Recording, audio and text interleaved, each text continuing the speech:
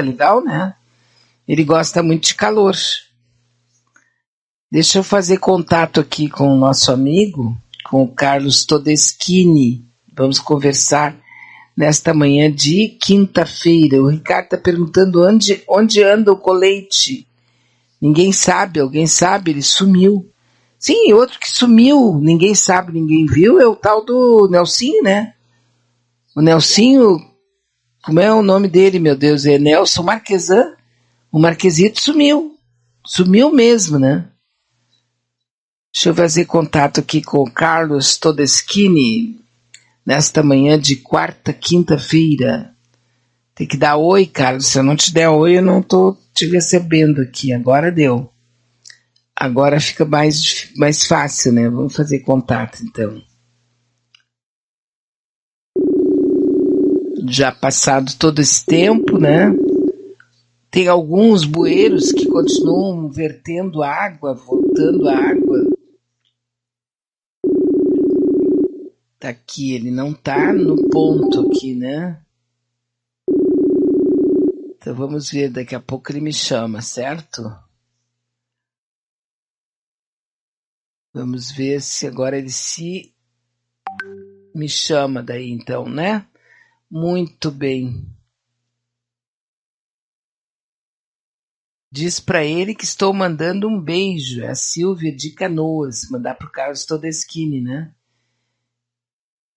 Carlos Todeschini. Agora já está aqui fazendo contato. Deixa eu só acordar aqui. Então, aceitei. Muito bem. Vamos nessa. Conversaremos com o ex-presidente do DEMAI, diretor do DEMAI. Bom dia, Carlos. Tudo bem?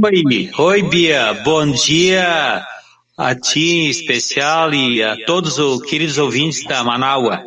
Então, né, estamos em feriado, hoje a gente pode conversar com mais tranquilidade, né? Com certeza.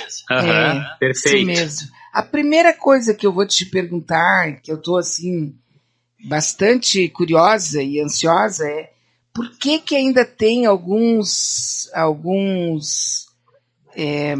como é que chama aquilo?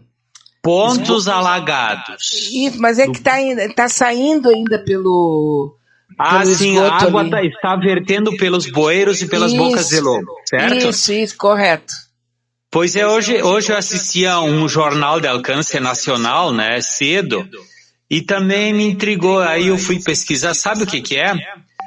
É porque as bombas não estão funcionando, porque tem muito poucas bombas em atividade, ou quando elas param, como aqueles são pontos mais baixos, eu vou citar o caso aí mais visível, ali em torno do IP, próximo ao fórum, né, naquela rua ali, que está alagada, é porque é um ponto muito baixo. Quando eles desligam a casa de bombas número 16, quando não tem nenhuma bomba funcionando, a água sempre vai para o ponto mais baixo, e aí ela acaba acumulando aí, né, a água que vem ali das partes ali da República, dos outros pontos que são drenados pela casa de bombas 16, acaba acumulando no ponto mais baixo, e então ela acaba vertendo pelas bocas de lobo, pelos bueiros, pelas lajes das tampas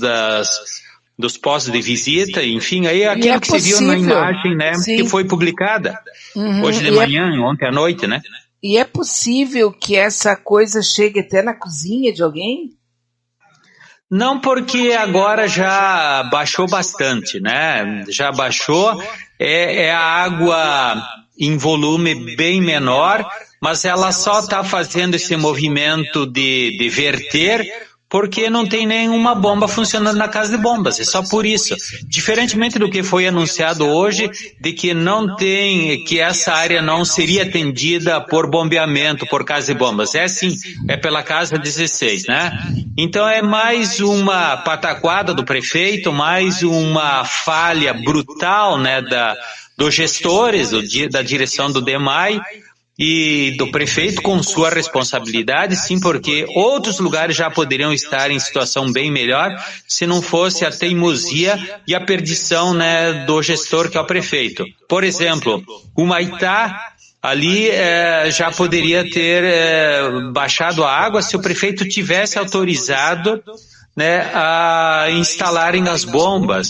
A proposta foi, inclusive, de que se instalasse bombas com mangotes, né, com os canos por cima da freeway, que se fizesse um aterro para permitir a passagem, né, e aí a água seria escoada por bombeamento, porque já tem bombas aí disponíveis para isso, mas o prefeito disse que está tudo bem e que não aceitou e não autorizou, né, que fosse feito esse bombeamento alternativo aí. A mesma coisa acontece lá no Sarandi, onde certamente a água já teria baixado muito, ou talvez totalmente, né, se o prefeito tivesse permitido que aqueles que querem ajudar pudessem fazê-lo. E só não está acontecendo porque, né, o gestor da cidade, a autoridade, o prefeito, não permitiu que fosse feita essa ajuda.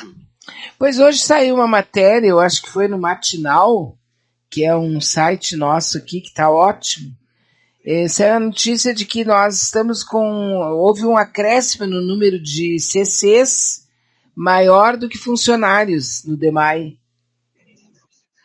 Olha, eu não tenho essa informação, Beatriz, mas tu toca num assunto que é essencial. Por quê? Porque no tempo da administração popular, a gente tinha 300 CCs, 300 cargos de confiança na prefeitura como um todo. E grande parte, inclusive, eram ocupados por funcionários de carreira. Por quê? Porque geralmente a pessoa fazia um concurso para nível médio e depois continuava estudando e se formava em administração, se formava em engenharia, se formava em economia e acabava ocupando, né, por ser funcionário público, acabava sendo nomeado ou ocupando a função de chefia, a função de direção, né? Bom, isso, 300 cargos de confiança, claro, uma parte era de fora. Eu mesmo fui CC durante um bom tempo e me dediquei muito a cuidar da cidade. Quando eu fui do DEP, eu fui CC, tá? Bom, o que aconteceu? Quando o governo Fogaça assumiu, o prefeito Fogaça, o líder do governo na Câmara era o Sebastião Melo. E nesse período foram criados mais 600 cargos de confiança, tá? Então ampliou de 300 para 900. E me foi informado há pouco tempo que depois disso, claro, isso foi aprovado contra o meu voto, contra o voto da minha bancada, né? Que nós batemos muito forte, contrariamente, mas eles conseguiram, por maioria, aprovar a criação desses 600 CCs. Soube agora, recentemente, que foram criados mais 300. E desses todos que foram criados, eu não sei o que aconteceu com os da Carris, porque a Carris foram extinta. Mas durante o tempo da administração popular, havia 4 CCs na Carris. O Melo criou, né, e o governo Fogaça, mas a liderança do Melo, serviu para criar mais 42 cargos só na Carris. Enfim, esses cargos são utilizados para aparelhar o movimento social, para aparelhar o orçamento participativo, para aparelhar as associações de bairro e para, né, cooptar os órgãos de controle. Então, é muito grave, é verdadeiro isso que é dito, né, que são talvez 850, 900 cargos de confiança que foram criados durante os governos, né, que foram ou liderados ou foram da gestão do prefeito Melo, né, ou liderados na Câmara, eu falo, ou depois como vice-prefeito e agora como prefeito também. Esses cargos sempre foram usados para cooptação, aparelhamento e distribuição, né, de favores e cargos para os partidos que sustentam a base, que sustentam o governo através da Câmara de Vereadores. E são CCs geralmente sem qualificação alguma, porque, né, a gente não vê resultado do trabalho na prefeitura. São simples cargos utilizados, né, para benefícios pessoais e políticos, né, das gestões que têm acontecido nos últimos 20 anos na Prefeitura de Porto Alegre, o que é muito lamentável. O DEMAI é uma autarquia, né? Exatamente, o DEMAI é uma autarquia, né? No meu tempo havia cerca de 40 cargos de confiança, né? Nem todos eram utilizados, porque te falei, a maior parte não eram compostas por cargos do próprio DEMAI, né? Aquele funcionário que fez um concurso de nível médio, mas que depois galgou, assim, fez uma faculdade de engenharia ou qualquer outra área técnica. Sim. E ele era um gestor, um conhecedor do assunto, conhecedor do departamento, conhecedor da autarquia em nível superior aos outros. Ele geralmente era investido num cargo de confiança, né, para poder exercer aquelas funções que são privativas de portador de diploma de nível superior, né? Então, também tem ou tinha as FGs. Sim, além das CCs, existem as FGs, que as FGs são exclusivas, né? Funções gratificadas exclusivas para, né, os funcionários de carreira, né? Tanto de nível médio como de nível superior, mas que exercem as funções de chefia. Ok, agora uma outra coisa também que a gente ouve falar e tal, né, que o DEMAI teria uma reserva milionária no sistema financeiro. Excelente questão, Beatriz. Eu vou explicar qual é a origem desse dinheiro que está aplicado no sistema financeiro, tá? Veja só, quando eu fui diretor-geral, Beatriz, eu comecei a gestão no dia 1º desse século. Dia 1 de 2001, certo? E eu recebi do gestor anterior o programa bastante encaminhado, né, que era o Programa Integrado Socioambiental de Porto Alegre. O que esse programa tinha como objetivo? Completar o sistema de proteção contra as cheias da cidade. Ou seja, implantar o sistema de proteção na bacia do Arroio Cavalhada, tá? E a implantação desse sistema implicava também num complemento social e ambiental. O que eram os complementos?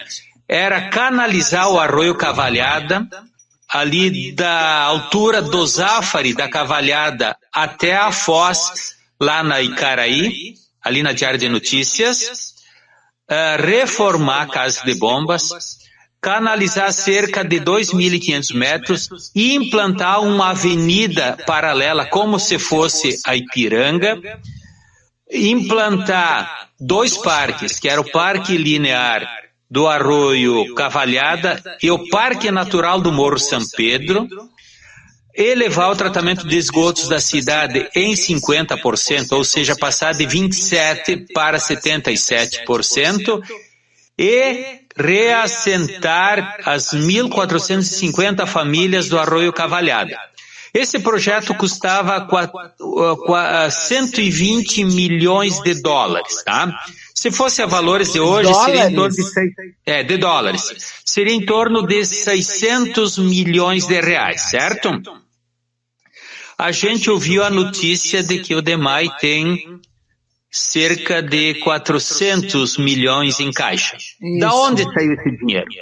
Bem, na época, nós precisávamos desse recurso para a implantação do programa integrado, do PISA. Gestionamos junto ao banco japonês durante 3 anos. No fim, eles fizeram uma reunião e disseram o seguinte: o Japão não está bem economicamente e nós estamos mais para receber empréstimos do que para fazer empréstimos. Portanto, não contem mais conosco. O BID não estava financiando o Brasil em função do último acordo que havia sido feito com o presidente Fernando Henrique, através do Memorando 30, que se comprometeu de não mais realizar gastos no setor de saneamento. E essa proibição se estendeu também para que o FGTS e o BNDES e qualquer outro banco não emprestasse mais recursos para o setor público. Então, nós ficamos sem possibilidade de recursos, né, para serem captados, tanto externos ao Brasil como do Sistema Financeiro Nacional, né? Caixa e FGTS e BNDES, fundamentalmente. Então, o que nós fizemos? Eu chamei os economistas do DEMAI, da autarquia, reunimos a direção, debatemos muito e eu afirmei, olha, nós vamos levar 10 anos para implantar esse programa. Se a gente fizer um pequeno acréscimo na tarifa, é possível que em 10 anos a gente arrecade esses 120 milhões de dólares necessários para todo o programa. Pois bem, pedi para o economista Weber, né, que era CC, mas era competente e trabalhava, fez um estudo à época e depois de muito estudo ele apresentou para a nossa direção as necessidades e as possibilidades. Bem, ele disse o seguinte, olha, isso era 2003, lembro como se fosse hoje. Se nós fizermos um acréscimo de 10 centavos por metro cúbico de água entregue à cidade ou de esgoto coletado, que redundaria num valor médio de R$ 3,50 por conta, ou seja, por família da cidade, nós conseguiríamos arrecadar esses 120 milhões de dólares em 10 anos. E, Beatriz, o dinheiro que está aí aplicado no sistema financeiro é esse. Por quê?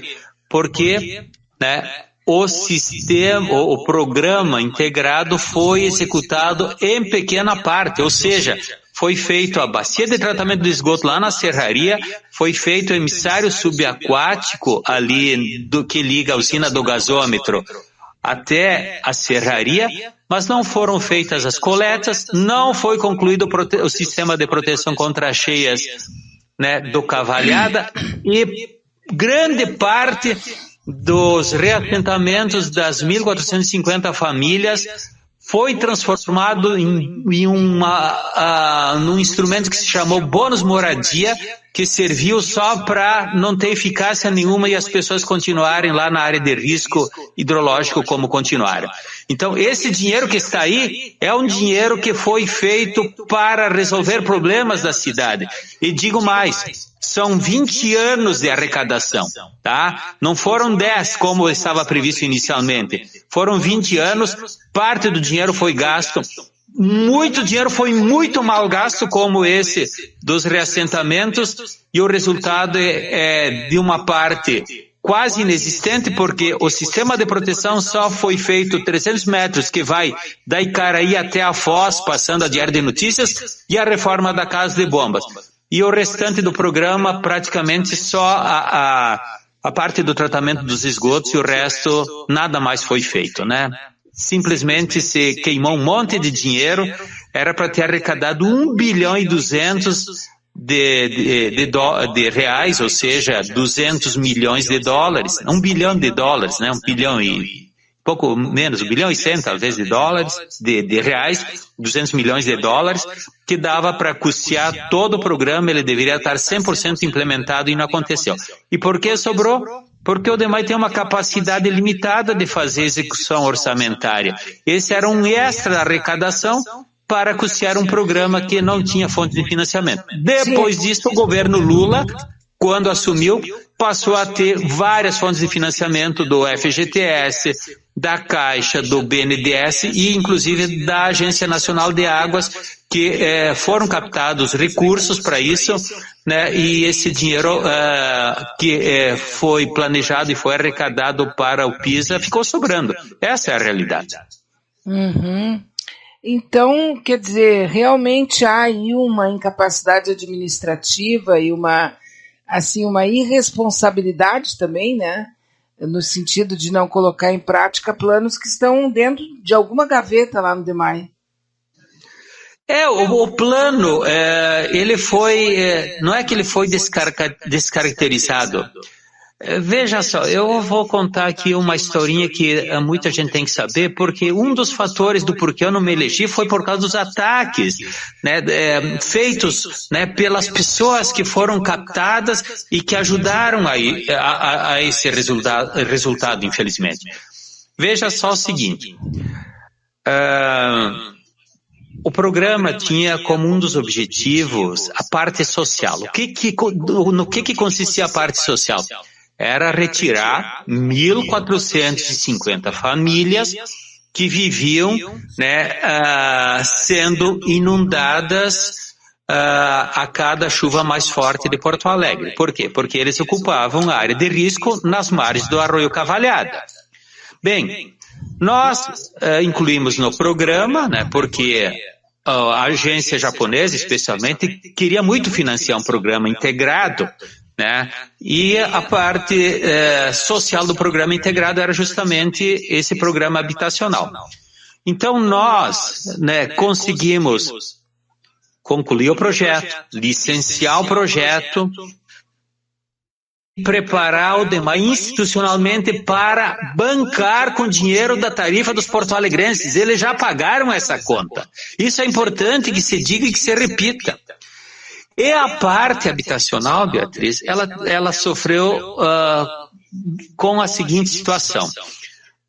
A pedido do BID, com quem nós também negociamos por 3 anos, que depois disse que não poderia emprestar em função, né, dos acordos que o Brasil tinha promovido, né, com o presidente à época, relacionados ao FMI, foi feito o seguinte, por sugestão do BID. Tem algumas pessoas que não vão querer uma casa.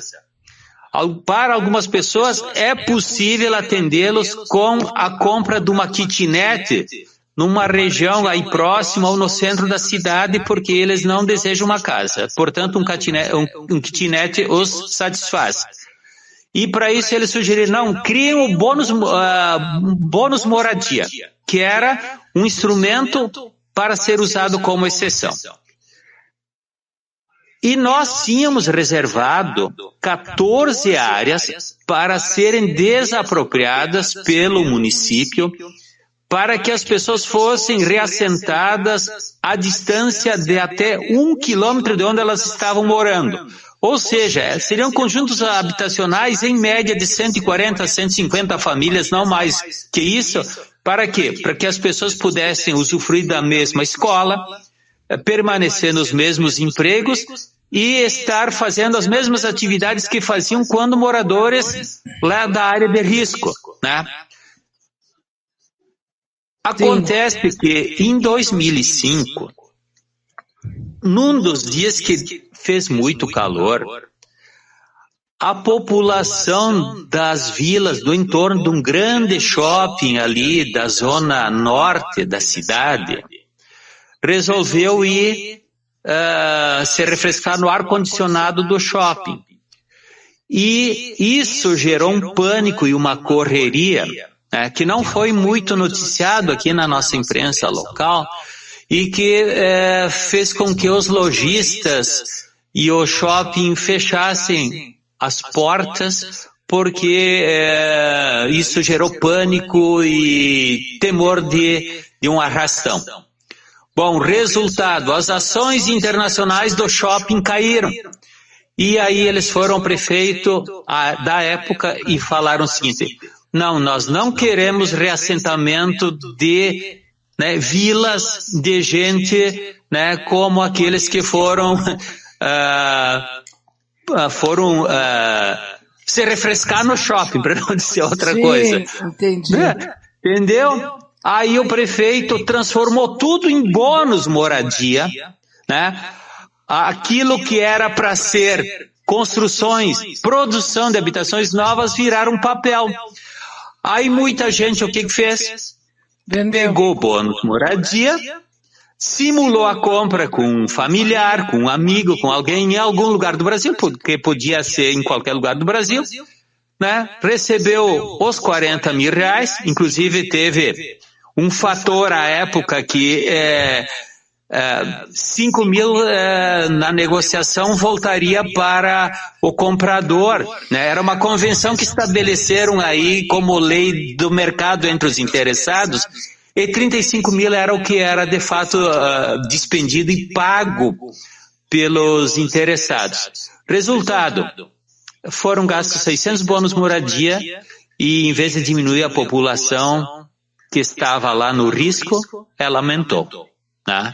Por causa desse mecanismo estapafúrdio que foi feito, não foi produzida uma única habitação e o resultado foi completamente nulo, porque os interesses dos endinheirados, de novo, falaram mais alto. É essa a realidade que a gente tem que falar, né?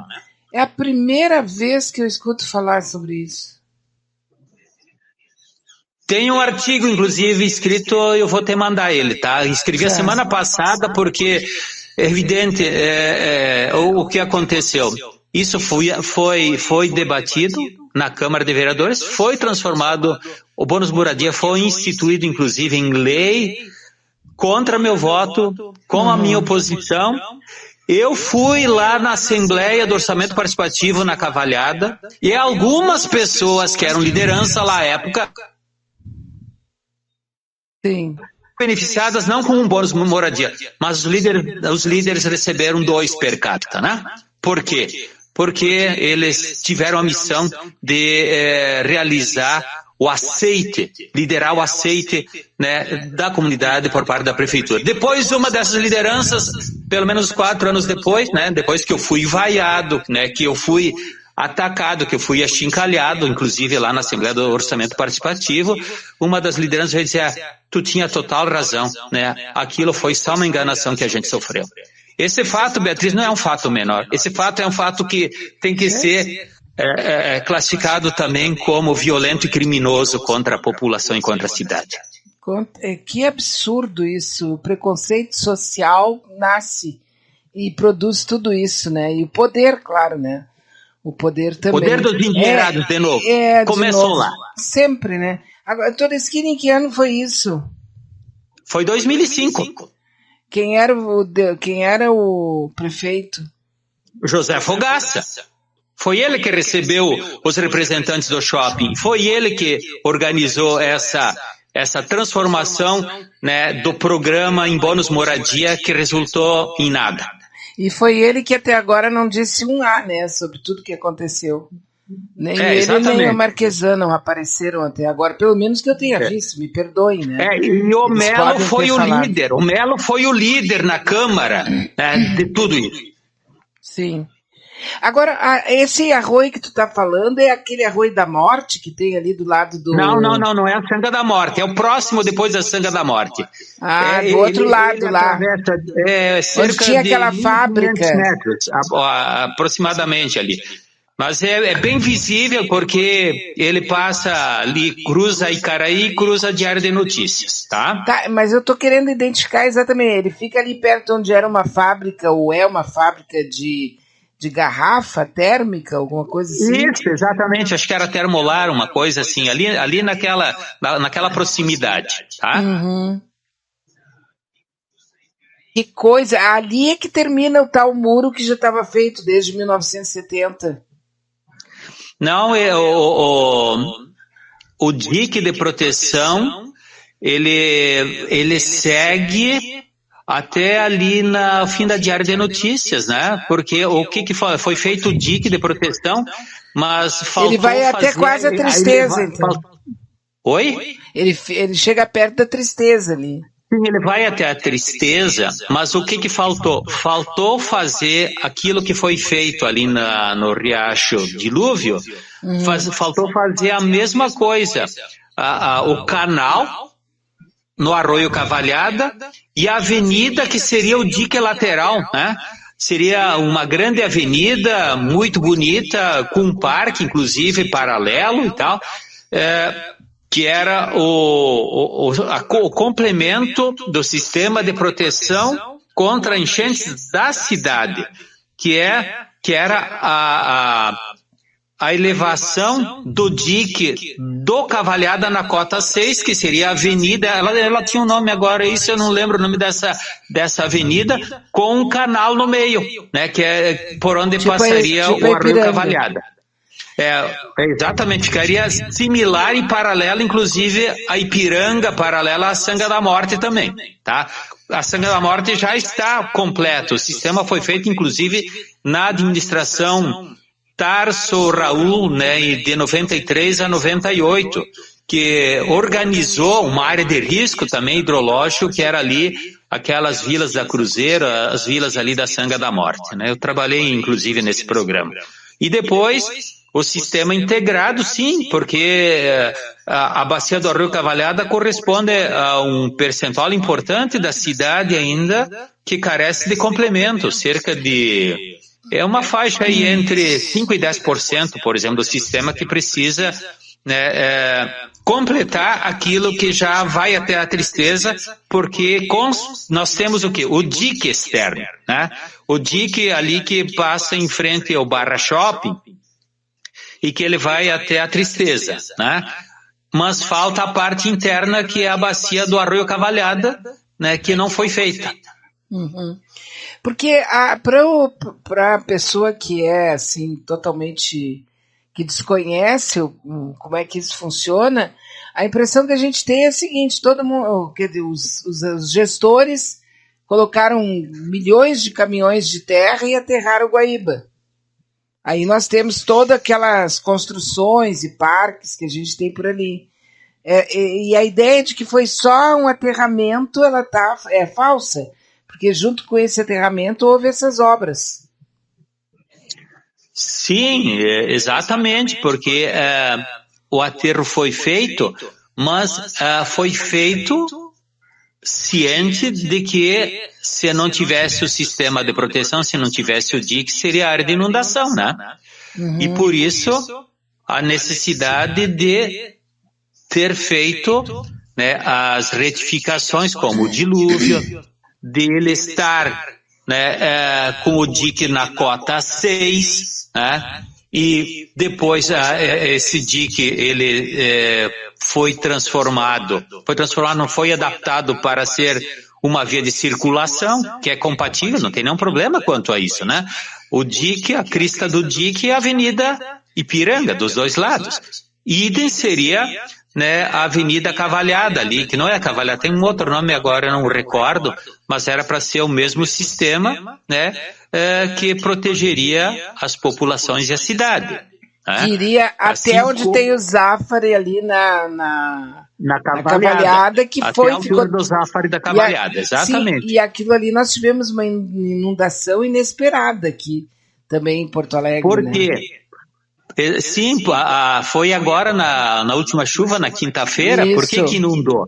Porque o sistema não foi, o canal não foi feito, não foi implantado. Então, tem represamento, tem obstrução em função das habitações que precisavam ser reassentadas, né? E que estavam inclusas nesse programa, e que o dinheiro foi arrecadado e que está lá dormitando no DEMAI porque os gestores simplesmente não cumpriram a obrigação que tinham de levar adiante o projeto. Tu não é advogado, mas eu vou te fazer a pergunta. Se todo mundo que ficou no prejuízo, alguns deles prejuízo total, com esses alagamentos que poderiam ter sido evitados se essas construções tivessem sido feitas, se todo mundo entrasse pedindo indenização, perdas e danos para a Prefeitura de Porto Alegre quebra. Eu acredito que sim, né? Que ela não tem como suportar, né, as indenizações todas advindas, né, da negligência e da irresponsabilidade do descumprimento da obrigação dos gestores. Né? Mas essas pessoas têm o direito porque elas estavam habitando em áreas regulares. Por quê? Beatriz, qual é a lei mais importante que uma cidade tem? Me responde. Meu Deus, a lei orgânica, o plano diretor? Sim. Tu falou as duas coisas certas. A lei mais importante de uma cidade é a lei orgânica, que é a Constituição do município, né? Sim. Bom, depois da lei orgânica, nós temos uma lei complementar, que é a lei do plano diretor. São as duas leis mais importantes da cidade, tá? Uhum. A lei orgânica e a lei complementar, que define o plano diretor. O plano diretor e a lei complementar é uma lei forte, né? é uma lei que precisa de maioria absoluta da Câmara para ser aprovada, e qualquer modificação ela deve obedecer essa maioria absoluta, né? Ela garante em quais áreas é possível edificar, é possível garantir a segurança do cidadão. Claro. É possível construir. O que a lei de Porto Alegre diz? Não, todas as áreas a partir da cota 2 estão garantidas, né, pelo plano diretor. Tanto é que são áreas legais. 40% da cidade inundada, elas são áreas regulares, são áreas autorizadas por uma lei que é a lei do plano diretor, que é uma lei complementar, que é uma lei forte, e, portanto, quem foi atingido não tem culpa de ter sido atingido. Sim, o responsável é o município. Sim, porque a gente ouviu o prefeito dizendo que as pessoas constroem em lugares onde elas não deveriam construir.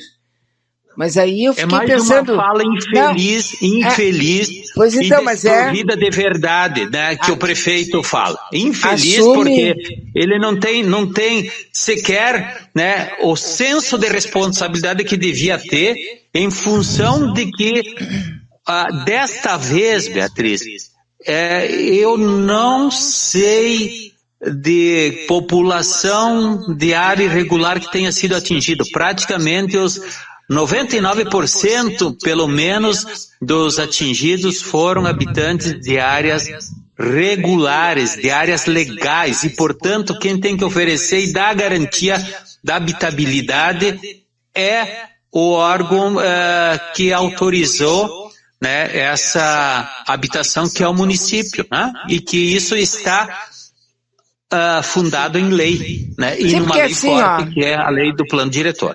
Todeschini, a gente viu todas as ruas ali no Sarandi, no Maitai, que ficaram rigorosamente e ainda estão debaixo d'água, elas têm nome de rua aprovado na Câmara. Sim. Então, como que eles podem ter construído em zonas onde eles não podiam? Tem energia elétrica, tem consumo de água, passa rede de água, de telefone, energia elétrica. Como é que podia ser em área onde eles não poderiam ter construído? Beatriz, poderiam ser até ruas sem nomes, mas na medida em que o município, né, deu uma declaração municipal que esse é o passo para te construir, né? Você vai na Secretaria de Planejamento, ela dá uma declaração municipal dizendo, o terreno é viável de ser construído, tem disponibilidade de água, tem disponibilidade de esgoto, ou não tem, né, tem disponibilidade de rede pluvial, não tem tubulação que passa pelo terreno, portanto você está autorizado a construir. Inclusive, o terreno está na cota de proteção, tá? Você está autorizado a construir. Você, né, vai no banco, ou você tem dinheiro, constrói a sua casa, constrói a sua loja, ou constrói a sua indústria, e depois vai na prefeitura, né, buscar o habite-se. Bom, a prefeitura manda a fiscalização, toda a legislação foi atendida, né, portanto está apto, agora você vai receber o alvará, ou você vai receber, né, o habite-se, se é o caso de habitação, se alvará é para funcionamento, para órgãos de comércio ou de indústria, né? Você recebe o alvará, que você atendeu toda a legislação e todas as exigências que a prefeitura fez, e ela passa a te dar garantia sobre aquele imóvel, sobre aquilo que é obrigação do município. Sim, e o plano agora você diretor, fala muito bem, quem é que vai? O plano diretor, ele diz que tem viabilidade a partir do nível 2. 3. Que é aquele de inundação, que eles falam ali na beira do Guaíba, né? Que é o plano. Exatamente, porque a partir da cota 3, tá? Você tem o sistema de proteção, então. Aí a comporta de gravidade fecha, né? Quando o rio sobe da cota 3, passa-se a cota de inundação. A comporta fecha, né? A comporta das casas de bombas fecham, né? E aí você tem que acionar o sistema de bombeamento, né? E essa parede do dique, as paredes desse dique, eles são feitos de concreto, obviamente, e eles têm assim, quando tu vai fazer a vistoria ou a manutenção, eles fazem análise assim, de engenharia para saber se ele está firme e tal, além das bombas e além das portas desse das comportas. É. Não, veja bem, nem todos. A única parte que é em concreto, tá, do sistema de proteção é o muro da Mauá e a usina do gasômetro, que a usina também é parte integrante do sistema de proteção. O restante e também os taludes ali do Arroio Dilúvio, tá? Isso é em concreto ou em pedra. O restante é em terra, mas ele é feito de tal forma que ele é garantido, porque não é um simples aterro. É um dique que tem uma largura expressiva, né? Tem os taludes que são inclinados para que a água bata ali e ela vá amortecendo, né? E a pressão sobre o dique ela possa ser exercida pela água de forma que forme um ângulo contra o solo e não somente na lateral. Tem toda uma técnica de engenharia, né, que orienta mundialmente a construção de diques, e eles estão em terra, sim, e são garantidos, né, a partir de determinado ponto aí começa a funcionar a força das bombas. Sim, as bombas, elas coletam a água, captam a água nos pontos mais baixos de cada região, de cada micro-região geográfica distribuída na cidade, que são chamados polders. Cada casa de bombas, ela drena um polder, ou protege um polder, né? Por exemplo, essa casa 16 que fica atrás do fórum e que está vertendo água, porque as bombas estão desligadas. Ela drena aquele polder que vai ali, basicamente, Cidade Baixa, República, Redenção, Osvaldo Aranha. Então, ali a região do fórum, a região da Borges, em boa parte, enfim, cada uma tem um desenho diferente aí, e uma complementa a outra, né? Mas são dispositivos colocados para quê? Para que quando o sistema de proteção contra cheias passar da cota de inundação, ou seja, subir além da cota 3, aí você aciona as bombas para fazer o levante da água e jogar para o rio, né? É assim que funciona o sistema de bombeamento. E por que o Humaitá e Sarandi não estão funcionando? Porque me parece que órgãos como o DENIT e tal se dispuseram, inclusive já colocaram as bombas à disposição, e seria necessário fazer uma travessia por cima ali da Castelo Branco, ali na volta da arena, ali na volta da Casa de Bombas número 5, e precisava fazer um aterro por cima ali da pista, né, para proteger as tubulações, para proteger os mangotes, né, de passagem de água. E o prefeito disse que está tudo bem, que não precisa, e não aceitou ajuda. Eu ouvi, bom, ele não aceitou uma proposta assinada por 400 especialistas, né? Nem quis receber, nem recebeu. Né? Mas assim, eu ouvi falar inclusive em fazer um corte na freeway, né? Seria outra alternativa, né? Porque você viu ali, o rio baixou bastante e a água dentro do Humaitá está em nível mais elevado do que a cota do rio. Por quê? Porque agora as comportas que não funcionaram estão funcionando no sentido inverso, quer dizer, sequer deixam escoar a água que está represada dentro das cidades, impedindo as pessoas de voltar para casa.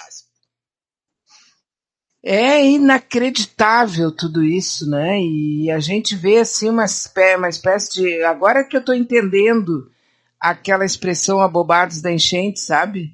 Que a gente ouviu a vida inteira.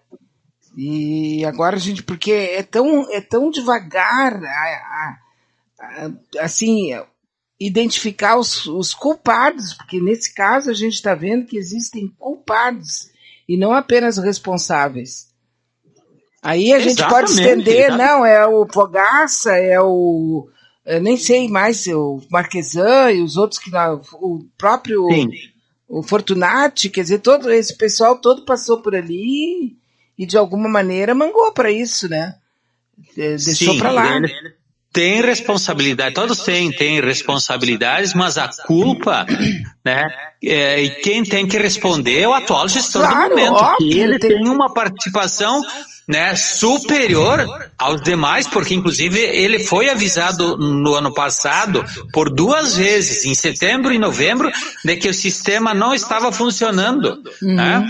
O sistema estava vazando água por tudo e foi alertado inclusive por parecer de engenheiros do próprio DEMAI de que eram necessárias a tomada de atitudes para fazer os reparos, porque se os reparos tivessem sido feitos, né, nas comportas, tanto de gravidade como de superfície, não teríamos as casas de bombas inundadas e danificando os sistemas, né, de motores elétricos e, portanto, nós não teríamos tido, né, esse grau de prejuízo que a gente verificou. Talvez tivesse um prejuízo aqui ou acolá localizado, mas sem o nível e o grau de dano que a enchente causou, que a inundação causou, né, a 40% da cidade. Não, e se a gente fizer uma linha do tempo, tu vai encontrar o prefeito atual na Câmara de Vereadores, aprovando leis, fazendo aprovar leis, que também trouxeram um prejuízo gigantesco para Porto Alegre, em função do mesmo tema.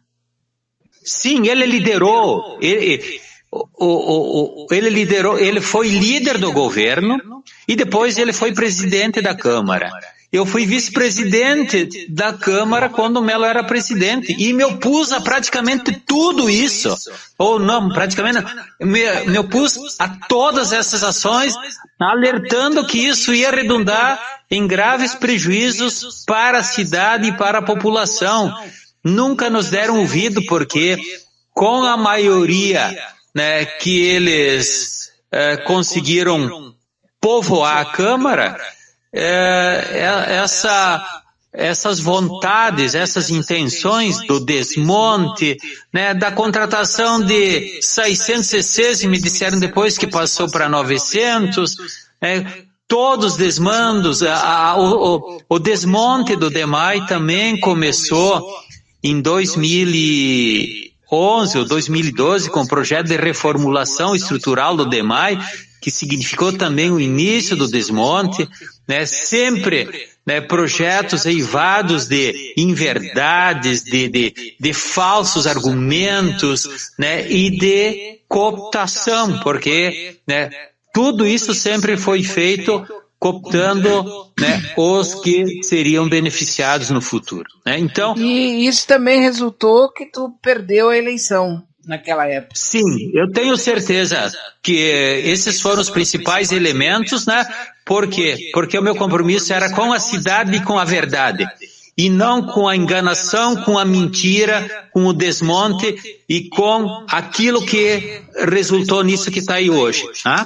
Muito provavelmente, na época, alguém aí da própria imprensa deve ter dito que tu era contra a modernidade. Tu era contra o progresso da cidade. Teve de tudo, Beatriz. Coisas muito tristes, como, por exemplo, essa questão que eu falei, que uma das lideranças que foi beneficiada, né, com o Bônus Moradia 2, alguns anos depois me encontrou e disse, tu tinha razão total, né? Pena que a gente não te ouviu. Então a população foi usada, foi manipulada, foi enganada, né? E as pessoas continuam no flagelo, né? Nessa parte eu estou falando especificamente, né, dos habitantes da área de risco do Arroio Cavalhada, porque os endinheirados tiveram a acolhida dos seus interesses, né, e patrocinaram né, mecanismos que resultaram em não habitação, no gasto de um monte de dinheiro, e as pessoas continuaram numa situação igual ou pior do que estavam antes. Aquela construção que tem quando tu passa pelo shopping Barra, tu entra à esquerda ali, né? Tu vai indo na beira da praia e tu entra à esquerda para ir lá para Icaraí. Tem hoje uma construção que é semelhante ao Arroio Dilúvio, que são avenidas dos dois lados. Essa construção é essa que tu está te referindo, é aquele povo que está ali, é o que deveria ter saído? Deixa eu ver, eu não consegui, tu estás falando, é ali paralelo a Campos Velho, tá? Tu deve estar falando da Campos Velho, é isso? Pois é, agora não, é depois é antes da Campos Velho. Tu vai pelo Diário de Notícias, daí tu entra à esquerda e passa pelo shopping da Barra. Tá. Entra à esquerda, passa e vai contornar o negócio dos cavalos ali, o hipódromo. O hipódromo. E vai contornar o hipódromo. Só que daí, quando tu chega no final dessa rua, tem uma continuidade que eles estão fazendo. Ou estavam fazendo, agora a obra está parada há alguns anos. E ali provavelmente é ali. É ali próximo, porque fica no meio. Até aconselho a vocês fazerem uma visita ali. É algum tempo que eu não passo por aí. Sim. Em função de minhas atividades, agora estarem no outro lado aqui. Mas é ali, logo que passa o Barra Shopping, se você fizer o retorno, acredito ali que seja já no fim da Diário de Notícias, você vai inverter para pegar a Camaquã, retornando um pouco pela Icaraí, fica ali à direita. Ali tem a Vila São Martinho, ali que parece que foi feita uma casa de bombas também, que não está tendo efetividade nenhuma.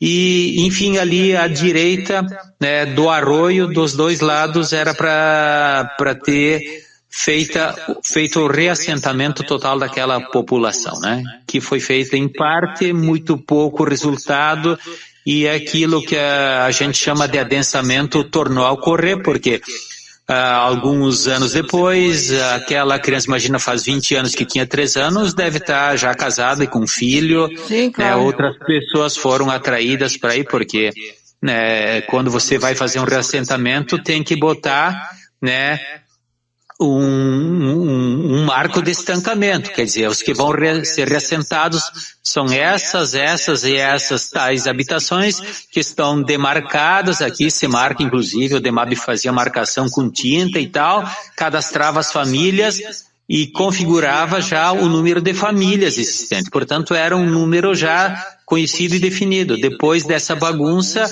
né, desandou tudo e voltou a densar, quer dizer, voltaram as ocupações, as famílias cresceram, né, novas famílias se formaram e aí já reconfigurou o quadro.